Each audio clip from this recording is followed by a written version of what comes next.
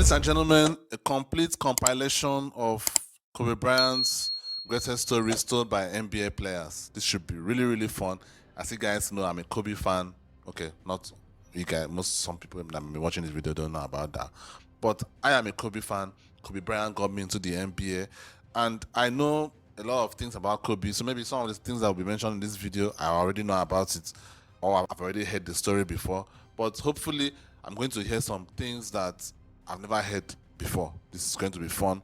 Like the video. If you enjoyed this reaction, I really appreciate it. Let's get right into it. You know, when guys are on the court out there, and I've asked a number of the guys this, are you guys talking stuff to each other when you're out there playing and competing?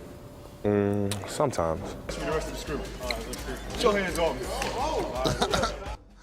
That is Sasha. And some of it, I think, is that he emulated some of the things that MJ did as well, because MJ was a terror in practice. Yeah, he's hard on his teammates. Yeah. It was the first time, you know, you look at somebody and you can't tell if he's looking at you. Like, he looking dead at me, but I'm like, I don't know if he sees me. I think I'm just like not relevant enough for him, but he couldn't see me, and I felt it.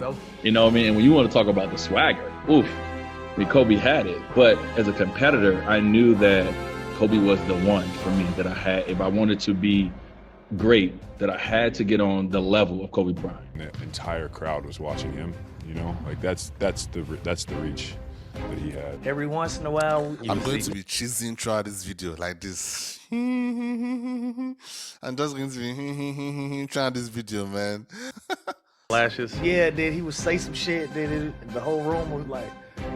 I still couldn't stop it, and I knew what he was about to do over and over and over again, you know? And that's a part of his greatness, man. Yeah, look at him. You know what? That's Loves this time. Relishes it. And he and Gerald Wallace are having a conversation. 500. That's Kobe and Gerald Wallace going at each other. While Kobe's on the free throw line. Gerald's still talking to him. They're still talking to him. They're still having a conversation. As Kobe's about to shoot the biggest free throw of the night. 3-point game. 4.8 to play. Oh man, this guy. Look at the balls, just like 500K. Ooh. And that's not like, people think those stories are like not real. Like, those stories are real. Yeah, it is. Rumor has it, the story where Kobe was playing against the 76ers, and Andre Iguodala had done a great job on him. Held him to like 7 for 20 shoot. So he literally went, when they went back to Philadelphia, he had that date marked on his calendar.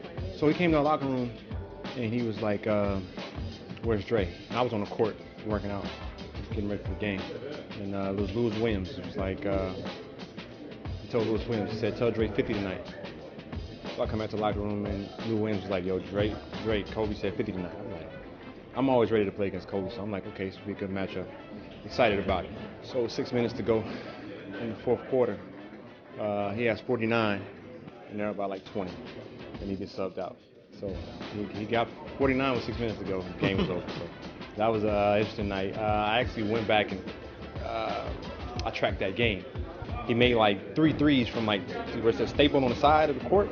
He made like 3 threes from like the P and Staples, which was like far. So yeah, and then we got a lot of pick and roll action. I'll never forget that game. The stories. I remember USA basketball. First practice, you know, he was like, he looked like, I don't want to say old, but he looked like, I was like, man, am I seeing like the end, you know, it's like he's starting to decline. I didn't tell anybody that, I would never say that out loud. But I was just thinking that in my head, you know, because he just wasn't moving, you know, as well as he was. He was missing a lot of shots. Middle of summer, so whatever, but then I found out he had gone on like a 40-mile bike ride at like 11 p.m. that night, got in at like 2 a.m., and then he was in the weight room when I got down there at 7:30. So, you know, it was funny to me, very fitting to me. That was like in my head. I was too scared to say it to anybody else, but I was like, man, am I seeing like the decline? I was like, oh no, he's just worked out for 40 hours straight. I heard a story about early on in your career, you wore them. Obviously, you've been wearing them since the 12th grade. When you played against Kobe, did you wear his shoes or did you wear a different shoe? So early on, I remember who said something to me.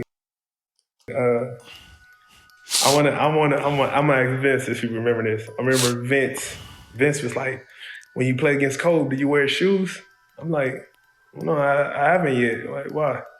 like, nah, you don't supposed to wear your opponent's shoe or blah, blah, blah. So I'm like, oh, all right. So next time I played Cole, I wore some Jordans. It's the wrong fucking thing I should have did. As soon as I walked on the court, Cole was like, oh, that's what we doing, motherfucker? And didn't say nothing to me the rest of the game. Right? Hey, you just sounded so much like him right there when he said that. That's what you doing, motherfucker. You sounded just like Kobe right there, dude. That's crazy as hell. He was off you, huh? He was off, then he probably bust your ass too. What, man? And that game, I swear to God, you can find the game too, bro. I remember I had somebody hit a shot, put us up like 1. They called a timeout. I mean, these guys' videos have to be very, very difficult. Do you know what it takes to go into the archive, go and look for all these interviews and match it with the games? I mean, I wish I could reach out to him because I'm trying to do something like this with soccer, my soccer channel. I don't know how to research this way. Like, seriously, this is ridiculous. Like, man. Our bench, this motherfucker walked past our bench while we was in the huddle, said, you left me too much time. Came out, hit the fucking game winner, right? So I was like, man, so after the game, I talked to him, he was like, damn, man, my bad, blah, blah, blah. That's what's up. That's a crazy ass story. That's what's up. Yeah, I don't think I never told that. Yeah. But I swear to God, that was him when you said it, because he done said that plenty of times. That shit was crazy. Man. Wow. We were in the Olympics, right? And this is when I knew Kobe was a monster, though. You hear about it, but you really, if you don't see it, you really, really don't know. And so we get into a city, one of the cities very late. And immediately we all go to the gym, all my guys, it's Melo, it's me, it's Bryant, it's Kobe. Like, we all go to the gym, we all get our work in. It's real late. I'm thinking about this. This video was made 2021. And Kobe passed away early 2020. And it just, look at how time flies. I can remember exactly when this happened, when his untimely death happened. I can remember it vividly. Now all of a sudden, we're in 2023. I'm getting old, man. I'm really getting old. And so after we get done getting our work in, me and my guys, we say, hey, like, let's meet for breakfast in the morning. Like, if you can't sleep, whoever first one wake up, hit us up. We're going to go eat. And so we do that. We probably get like 3 hours of sleep. You can't sleep much when you're traveling across the world, like we were traveling. And we probably get like 3 hours of sleep, and we wake up, we go down to where the food is. And as we walking down, slubbing with sleep in our eyes, Kobe Bryant is sitting there with ice on his knees already, right? So we walk up to Kobe, we like, Kobe, what's up? And he was like, yeah, man, I just finished a workout, and I'm about to go do another one. And at that moment, I was like, wait, hold on. We just worked out about 3 hours ago. You know what I mean? And like, you've done another workout and you about to go do another one. That's when I was like, okay, I got to get my stuff together. I got to get my shit together, because this dude right here is on a whole different level than even I'm on. And I'm supposed to be great, right? So that's the kind of person he was. And that's how he drove me. You know what I mean? Like, just little stuff like that. I went back and said, okay, that means I got to work hard and I got to do more. So yeah, I just wanted to share that little anecdote. That's great. He's a beast, man. He had a lot of respect for guys. Like, looking at Kobe was athletic. Let's just make that very, very clear. But I don't think he was a freak. He wasn't a freak. He was very athletic, or uber athletic, but he was never a freak. So these guys like D Wade, LeBron James, all these kind of guys were freaks athletically. So Kobe had to. I'm not trying to say that Kobe was untalented. Like, in terms of talent, in terms of playing the game, like skills and all that, Kobe was second to none, to be honest with you. I actually even think he's better than Jordan when it comes to that. But it's just that Jordan had better athletic abilities than Kobe. So that one, you just can't teach. That one, you can't compete with that. At the end of the day, Jordan had bigger hands. He was more athletic. There's nothing Kobe could have done with that. But in terms of skills, in terms of moves, in terms of different kind of moves and everything, Kobe was so refined and so great, so talented at that. But physically, he had to keep up with these guys. He had to keep up with these freaks. He had to keep up with these freaks. And keeping up with these freaks required him to be working out like a madman. You had to work out like a madman to keep up with some of these freaks. So, but in terms of skills of basketball, second to none, really. Who busted their butts, every single day, being that they were very talented or not. But if you came to work every single day and you didn't bag down to him because he would test you, that's the one thing I loved about it. He would test guys in practice. How would he test them? Oh, elbowing them, talking to them, telling them they can't guard him. You got this guy out here and this guy can't hold my jock. But I mean, he would talk so much stuff, and he would really just to see how you're going to react to it. Touch me the rest of the scrimmage. All right, let's get your hands on me. And some of it I think is that he emulated some of the things that MJ did as well, because MJ was a terror in practice. Yeah, he's hard on he was guys, hard on his teammates. Yeah. Fucking hard, you ain't got that. You take what you ain't trying. You know what? I got to spend you all day. Actually, Even the last 2 years I had him here, I wouldn't allow him to practice much, but there was days where he was like, well, B, let me just scrimmage. And I was like, yeah, that sounds good. So, we're going to scrimmage at about this time. Come on back out, get yourself back loose, and I'm going to let you scrimmage. And he would be in the scrimmage talking the whole time to guys, to Nick Young and to Jeremy Lins and Carlos Boozers, and I would sit there sometimes and say, guys, you not going to say nothing back? What started that back and forth, though? It was like a testing day for Kobe to test, like Jeremy Lin, test me, and test like Wesley Johnson and other guys. So, like, from the start, he was killing Jeremy Lin. Like, I guess he wanted Jeremy Lin to be something he wasn't, but he was killing from the start of the practice. I don't know why we got him. Why is he here? He had one good year talking crazy, like, but during the practice, I'm up here like, Jeremy Lin, come on, man. We can't go out like this. We ain't going out like this. Not today.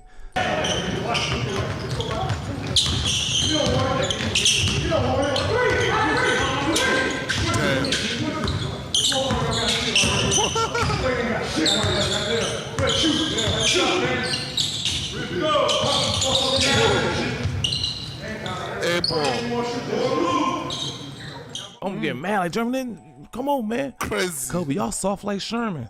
Oh, I can't even get better practicing with y'all. And he would do it to just see which of these guys he could be in that foxhole with.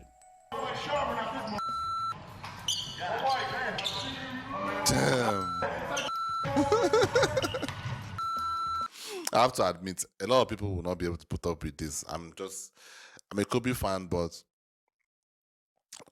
I'm not even sure I'll be able to keep up with this, to be honest with you. I'm not sure I would be able to keep up with this. I have pride.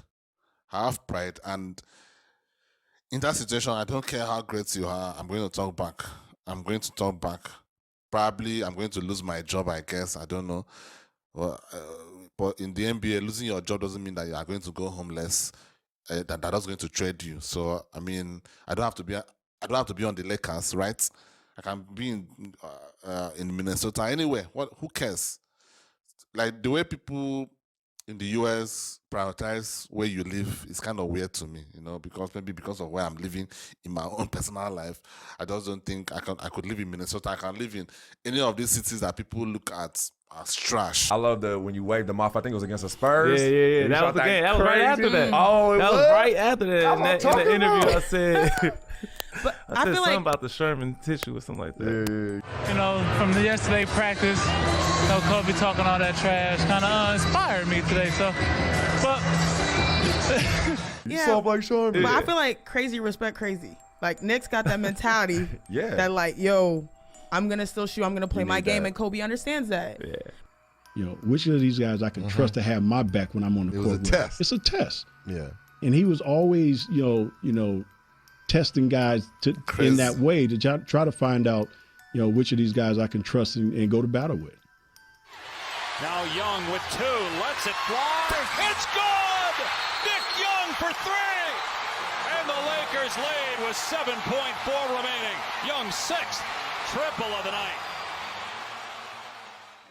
Like, we had he gonna be mad at me for this, but look, we had a blowout. Excuse me. We got blew out in Portland. We was getting blew out in Portland.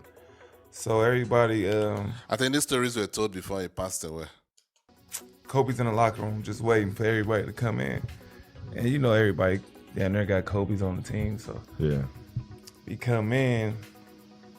And he came in the locker room and he was like, from now on out, every time down the court, I touch the ball.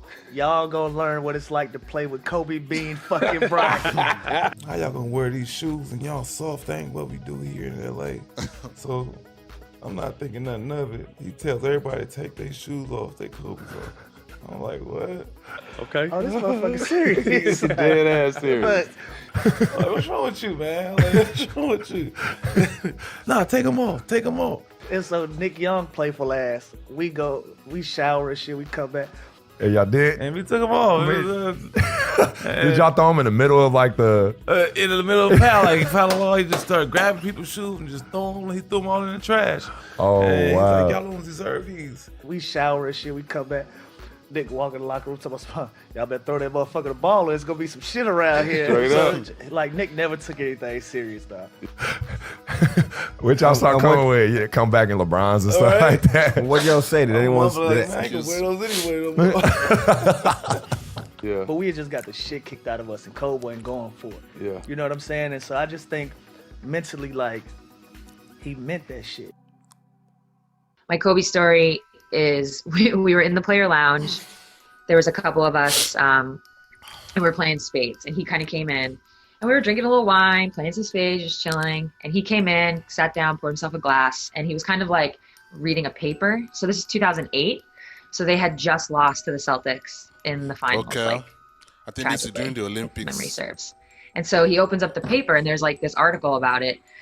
And there's a picture of Paul Pierce. So I see it. We kind of are, and you know, like it's Kobe Bryant. Listen, it's 2008. We're all sitting there. Fucking Kobe Bryant sits down and pours a glass of wine. We're like, what the fuck, you know? And then we look over, and he's tearing out the picture of Paul Pierce. So he cuts it out and he folds it up. He puts it in his pocket, and like we're all looking at him, you know, like what's going on? He's like, motivation. We're like, oh, cool. And then he proceeded to like chug his wine, pour another glass, chug it. Poured the third, and he was like, basically like, he looks over and he's like, now I'm one ahead of you guys. We were like, okay. That is great. That is such a great story. So when I hear those stories about Kobe, and I hear them from so many people, I'm like, yo, was he really like, was some of it performance art? Like some of it was like, I've got to live up to this reputation. Like, I think it was really like that. He was. Who does that? We show The Real World. Yes. That used to be on MTV. Yeah. Kobe was a rookie. Arn was my agent as well, and I was the elder statesman of the firm. And Arn called me up and was like, you know, do you mind talking to this young kid and show him what the NBA is all about and how to conduct yourself? I'm like, okay, yeah, sure, I'll talk to this kid. We were set to play a game of basketball versus the real world cast. It was all I remember is Gail continuing to say to me, look, when you guys get there, you're going to get there before the cast of Real World. All Kobe wants to do is play you one-on-one. He just wants to play you one-on-one, one-on-one, one-on-one. I'm like, look, I'm 10 years in. This is 96, 97 year, that summer. So he had 1 year in. So I'm 10 years in. I'm not going to play this young cat one-on-one. I'm like, all right, I'll play a soft game of one-on-one versus him, but our focus should be going against the real world cast. So we get there, and we're playing soft one-on-one, and, you know, I'm doing my step-back jumper. I know you've alluded to this before. And he's like, how do you do that move? And I kind of show him because I was trying to take things from him as well. He had this killer crossover. I'm like, well, how do you do that? So we're exchanging our go-to moves. Well, a conversation turned into text messages and phone calls every day. Because, like you said, he was gathering information. We reached the Bulls in the conference finals, and he was like, so what was it like going against Jordan? He wanted to be bigger than life. And at that time, that person bigger than life, and still is Michael Jordan. And I didn't have a very strong relationship with MJ. But Kobe wanted to know what was all the intricate talking and trash talking and moves that were going on between MJ and I. What did you do? Like, what were your game plans? What was this? I was like, man, that black cat, there was no answer for him, man. We tried this, we tried that. That black cat was doing this and that. And I'm thinking to myself, what does this kid want to know about all this MJ talk for? There's only one black cat, you know, because I referred to call Michael Jordan or Jordan. I always called him the black cat. It's like the black cat was, you know, we were doing this, and I'm talking to Kobe, and I'm like, Kobe. He's like, you know what? Like, you know what? Well, you better get ready for the caramel cat because he's coming. So before the Black Mamba, his nickname was the Caramel Cat. I'm thinking, this young 17-year-old, I'm talking about the greatest ever. He says, you're going to refer to me as the Caramel Cat. That's how much confidence he had back then. This is like 1 year into it. He's like, well, you better forget the black cat. You better get ready for the caramel cat because he's coming. And I thought about it. I'm like, fast forward 2 or 3 years later, it was 2-1. And then game 4 that you mentioned, you fouled out. I'm thinking, you know, you already had 50 and 25. Great. That's a loose ball foul on Shaq. That'll be number 6. What a big play. 3 years later in the NBA Finals, that same move that I was showing him in my step back, he hit in game 3 after Shaq fouled out. Reggie Miller, the marquee matchup we talked about. Look at Reggie Miller squaring him up. These two guys played one-on-one all summer in L.A. Kobe takes it between his legs. He pulls it back, hits the jumper, and then sort of gives it, you know, take your time. Everything's cool. As he's running down the court, pats me on the butt and says, you never should have showed me that step back. I'm going to kill this young kid. I'm going to kill this young kid. Brilliant. Wow, guys, that was interesting, man. That was so interesting. Good enough, I've never heard of most of these stories before. I've never heard of it. Like, I've heard a lot of Kobe stories, but I've not heard of these ones that I've seen in this video. So I'm actually very happy that the stories here were not the ones I've already heard before.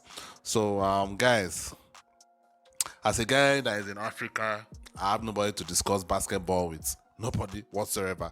Everybody is, you know, soccer, you know, that kind of a thing. Nobody. So, like, it shows you what had to happen for someone like me to start following basketball, to start following the NBA.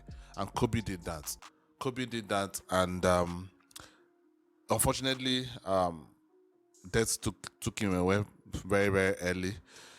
Took him away from us. And what really annoys me is that a lot of recognition that is really getting now, you know, there was a time that people were actually arguing that he wasn't top 10. But now you see people like this guy saying he's top 10, despite the fact that he clearly does not like him. You know, he says it now. But before Kobe passed away, the likes of him were always saying Kobe was not even in top 10. You know, so I hate that he had to pass away for him to get his flowers. I really hate that. I really, really hate that. But unfortunately, this is the reality. And these advanced statistics don't really favor him. The advanced statistics that most people are so obsessed about, most analysts and most new fans are so obsessed about, it doesn't really favor him. But anybody that watched Kobe knows that Kobe is easily a top 10 player all time and top 5 in a lot of people's opinions. There's a reason why a lot of people that played, a lot of players that play now, a lot of people that players that played in the past rate Kobe very highly compared to analysts that didn't play. There's a reason for that. But these guys actually played. And if you actually watch Kobe with your eye test, it's very clear that this guy was great. He was a top 5 player of all time. But obviously, with the statistics and advanced statistics and all that nonsense that all these people are using to rate players now, it doesn't really look that great because of how things have been interpreted. Unfortunately, he hasn't been interpreted to favor him. But this was great. I really enjoyed this video. I hope you guys enjoyed it. If you're a Kobe fan, let me know what you think down in the comments. Do you think I'm right? Do you think Kobe has not been given his rights, his flowers the right way, the way it should have been until he passed away? Let me know what you think. Thank you guys for watching. I'll see you in the next one. Peace.